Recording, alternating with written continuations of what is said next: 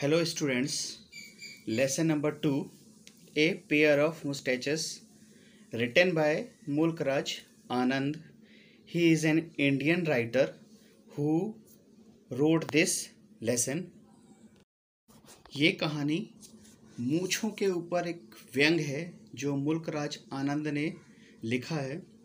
इसमें किस तरीके से हमारे देश में अलग अलग प्रकार की जो मूछें रखने का रिवाज है उसके बारे में व्यंग किया गया है। इसी के बारे में इन्होंने लिखा है। लोगों के जो मूछों के प्रति क्या विचार हैं वो प्रकट किए गए हैं इसमें। तो शुरू करते हैं हम आज का ये लेसन।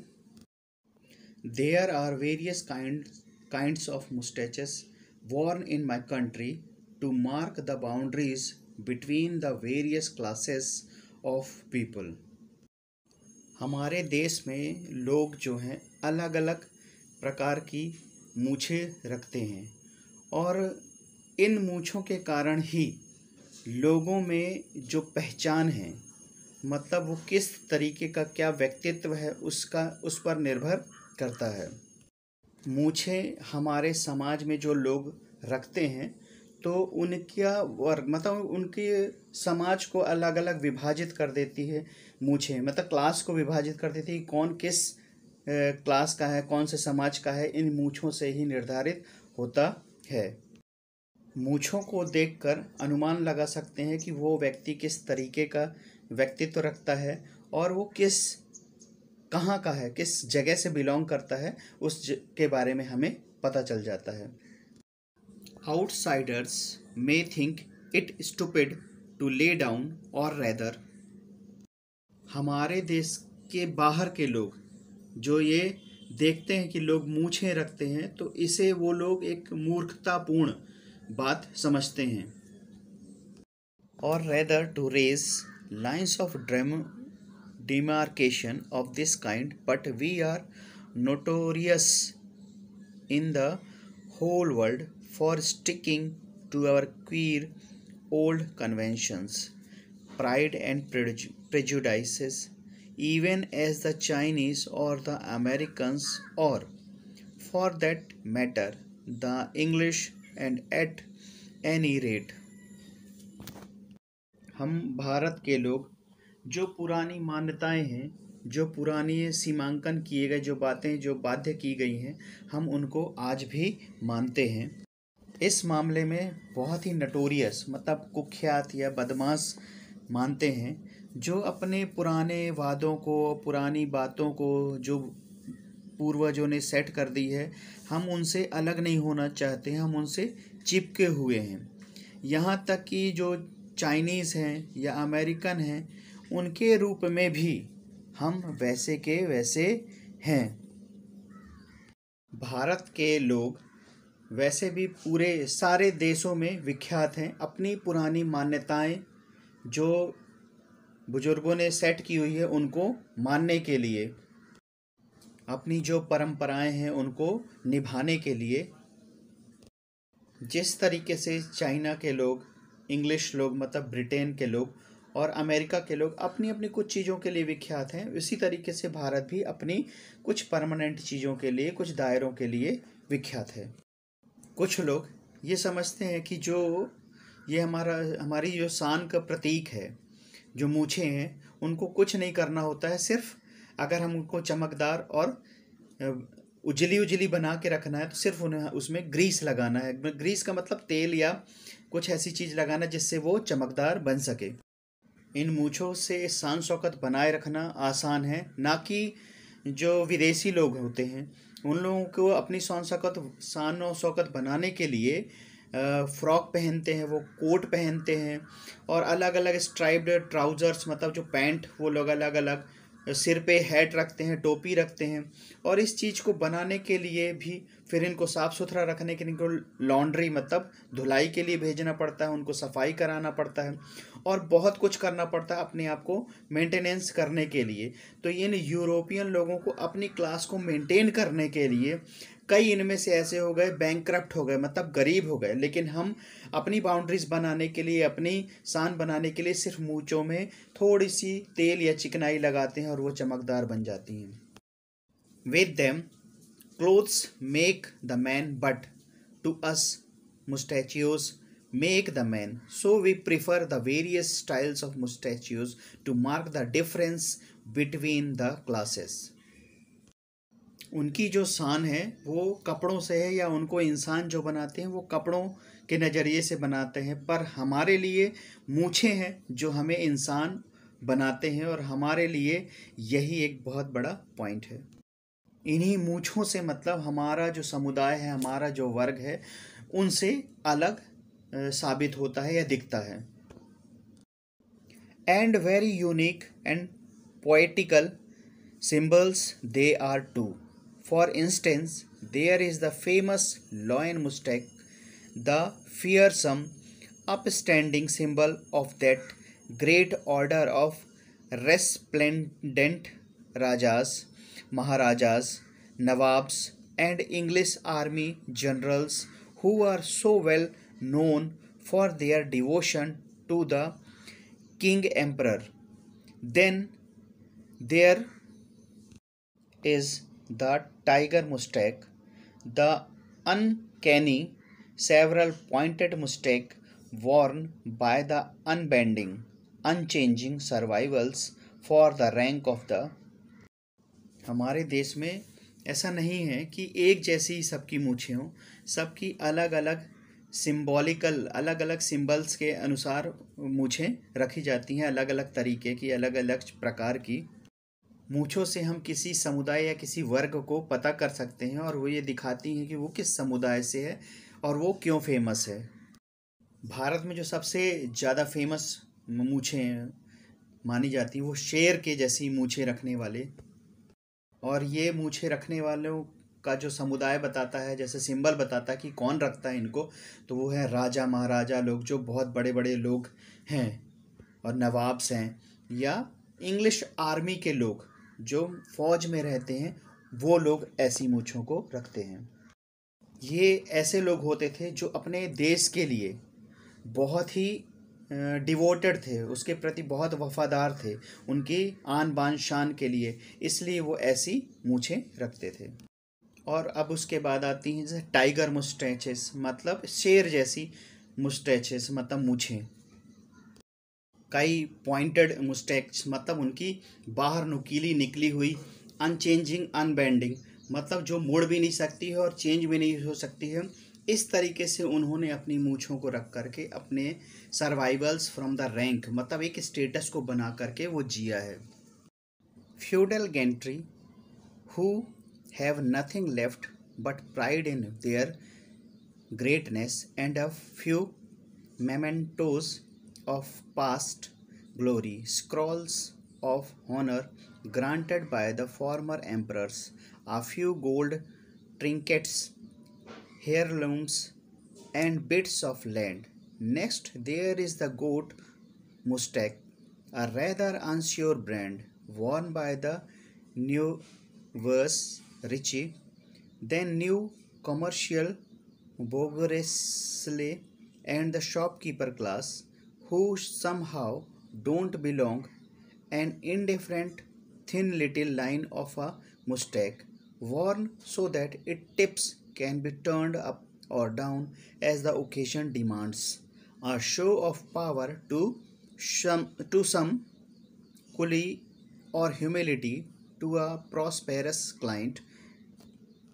ये मूछें जो है लोगों का पुराना प्राइड है, मतलब गर्व है, और इसके अलावा उनके पास कुछ भी नहीं है।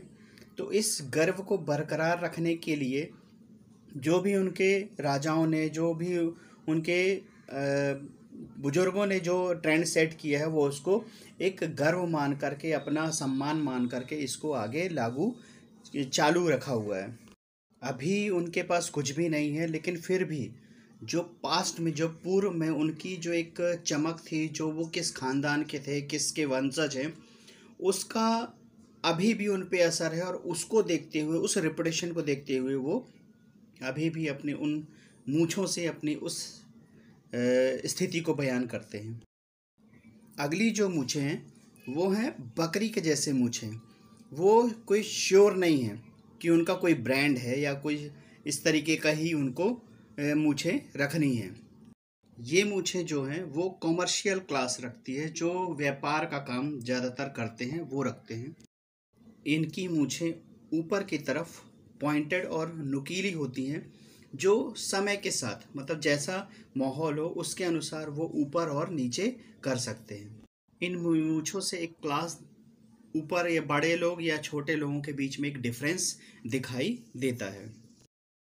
There is the Charlie Chaplin moustache worn by the lower middle class, by clerks and professional men, a kind of half and half affair deliberately designed as a compromise between the।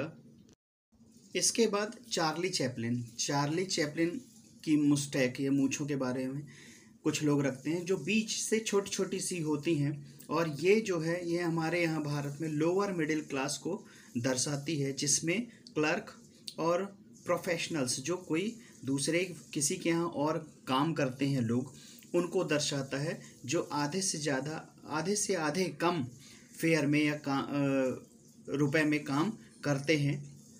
ये lower order के लोगों के लिए मूछें हैं, जो किसी के यहाँ आज जा करके काम करते हैं या कहीं पे काम करते हैं और अपने आप की वफादारी को जो साबित करते हैं। कॉम्प्रोमाइज़ का मतलब वफादारी शो करते हैं।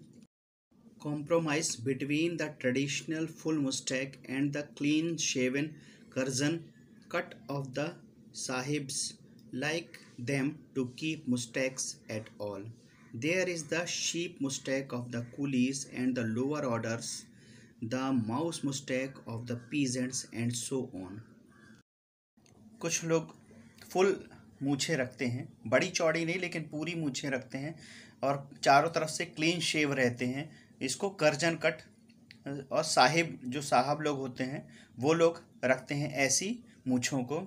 और इसके अलावा है शीप मतलब भेड़ जैसी मुस्टैक, जो मूछें जो कुली या लोअर लोग मतलब जो हम्माल का काम करते हैं, सामान उठाने का काम करते हैं, उन लोग रखते हैं। इसके अलावा भी और मूछें चूहे के जैसी मूछें, जो कि किसान या उससे भी लोअर नीचे के लोग इन मूछों का शेप एंड साइज के अनुसार अपने मूछें रखते हैं। In fact there are endless styles of moustaches, all appropriate to the wearers and indicative of the various orders, as rigorously adhere to as if they had all been patented by the government of India or had been sanctioned by special appointment with His Majesty the King or Her Majesty the Queen, and any poaching on the style of one class by members of another is resented, and the rising ratio of murders in many countries is interpreted by certain authorities as being indicative of the increasing jealousy. In fact मतलब हमारे देश में इसके अलावा भी बहुत सारे styles हैं मूछों के, अलग अलग पहनावे के साथ अलग अलग शो करने वाले इंडिकेटिव वेरियस ऑर्डर्स, अलग अलग ऑर्डर की मूछें प्रस्तुत करते हैं। ये मूछें उगाने वालों के ऊपर निर्भर करता है कि वो किस तरीके की मूछें रखना चाहता है। और ये ऐसा लगता है कि जैसे भारत के लोग या भारत गवर्नमेंट ऑफ इंडिया ने ही ये सैंक्शन कर रखा हुआ है कि किस तरीके की मूछें कौन रखेगा। जो राजा जैसे लोग हैं वो लॉयन जैसी मूछें रखेंगे, उससे थोड़ा और जो हैं वो शेर जैसी मूछें रखेंगे, और जो निम्न मध्यम वर्ग है वो शीप जैसी गोट जैसी मूछें रखेंगे। और किसी और का कोई स्टाइल है वो कोई दूसरा नहीं रख सकता है, मतलब जो राजा जैसी वाली शेर जैसी मूछें हैं वो निम्न वर्ग का लोग नहीं रख सकते हैं। ये एक पेटेंट करके रखा हुआ ऐसा लगता है। इससे एक बात और साफ हो रही है कि इससे जो मर्डर करने का जो रेशियो है वो बढ़ गया है, मतलब ज़्यादा मर्डर होने लगे हैं। और ये बात निकल के आ रही है कि कहीं ना कहीं इन मूछों के कारण ही लोगों के अंदर ये अहम भावना आ गई है कि ये हमारे समुदाय की मूछें हैं, और कोई और अगर रखता है तो इससे ये जेलेसी मतलब एक जलन के कारण लोग अपनी इंडिकेटिव चीज़ को, जो दिखाने वाली चीज़ें हैं, अगर कोई और रखता है तो उसका वो हनन कर देते हैं या मार देते हैं। लोग अपनी मतलब शान को बनाए रखने के लिए ये सब कर गुजरते हैं। In regard to the mark of the moustache, of course, the analysis of the expert is rather too abstract, and not all the murders can be traced to this cause, but certainly it is true that the preferences of the people in regard to their mistakes are causing a lot of trouble in our part. For instance, there was a rumpus in my own village the other day about a pair of mistakes. It so happened that Seth Ramanand, the grocer and moneylender who had been doing well out of the recent fall in the price of wheat by buying up whole crops cheap from the hard pressed peasants and then selling them at higher price, took it into his head to twist the goat. अपनी शान को बरकरार रखने के लिए भी लोग कई ऐसे काम कर जाते हैं, लेकिन जो एक्सपर्ट्स हैं जिन्होंने ये विश्लेषण किया है कि लोग मूँछों के कारण मर्डर करते हैं, सिर्फ ऐसा नहीं है कि मूँछों के कारण ही मर्डर हो रहे हैं, लेकिन मूँछें भी एक अहम भूमिका मर्डर में निभाते हैं। अपने घमंड और अपनी शान में लोग एक दूसरे को नीचा दिखाने के लिए भी ऐसा कर रहे हैं। लेकिन हाँ, इन मूँछों के कारण भी, मतलब जो वर्ग बने हुए हैं, इसके कारण भी भारत देश में ये कह रहे हैं कि ऐसा कई समस्याएं इसके कारण खड़ी हो रही हैं।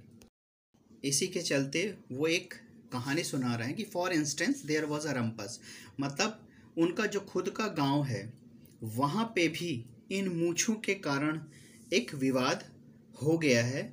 और क्या विवाद है वो उसके बारे में बता रहे हैं।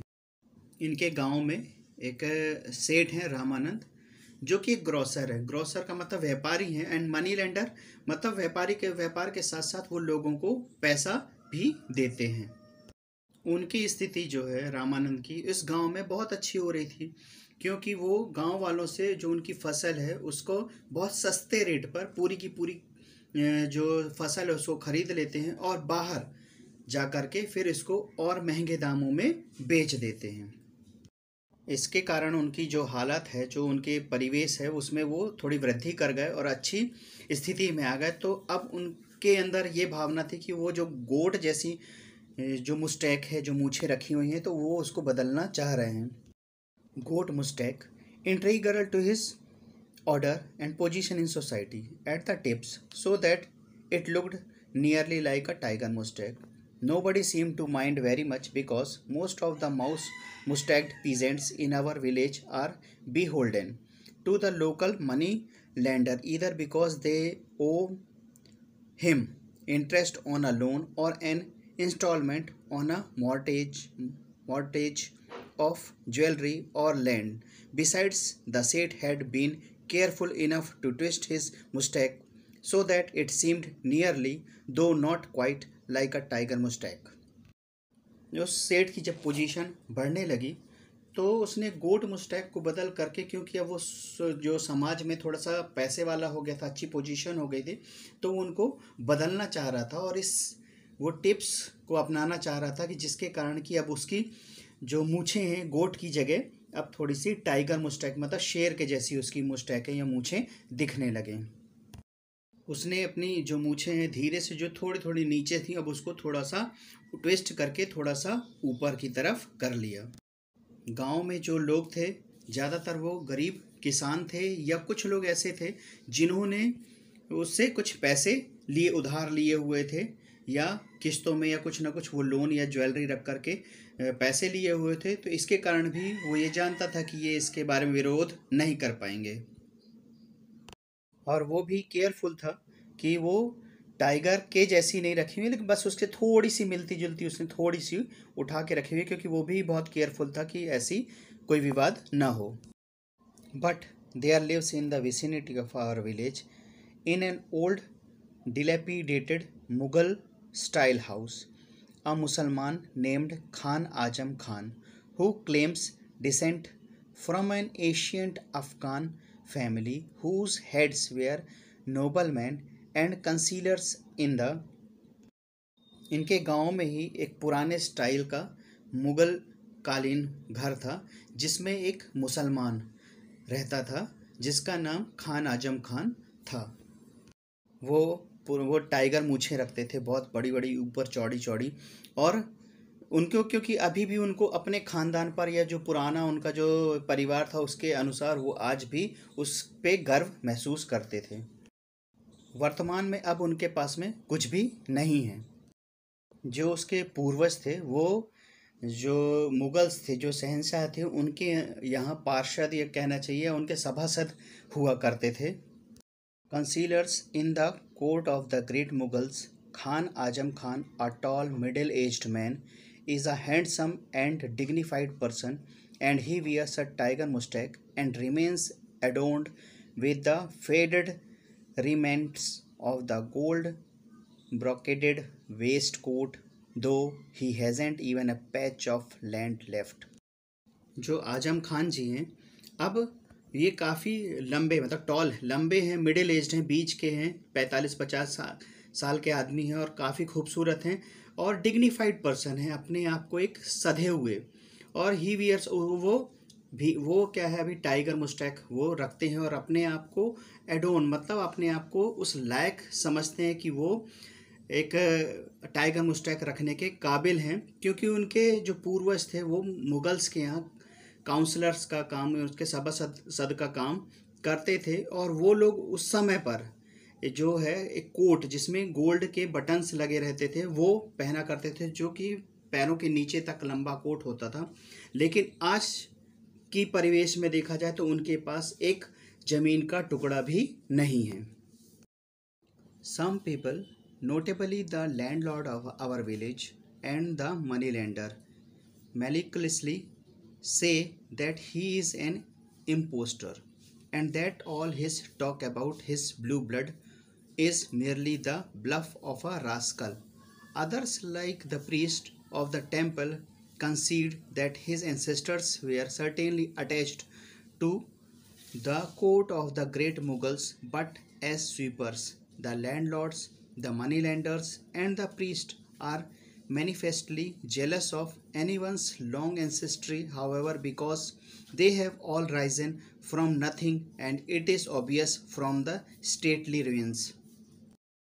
कुछ लोग जो अब उस गांव में लैंडलॉर्ड्स हैं, मतलब जो अच्छा खासा पैसा कमा लिए हैं, और जो लोग मनी लैंडर मतलब जो दूसरों को पैसा देते हैं, वो लोग जलन की भावना से पहले इसलिए मतलब दुर्भावनापूर्ण वो उसके प्रति जो है झूठ बोलते हैं या बताते हैं कि ये जो कह रहा है कि वो एक ब्लू ब्लड मतलब कुलीन कुल से है, शहंशाह के कुल से है, ये झूठ बोल रहा है।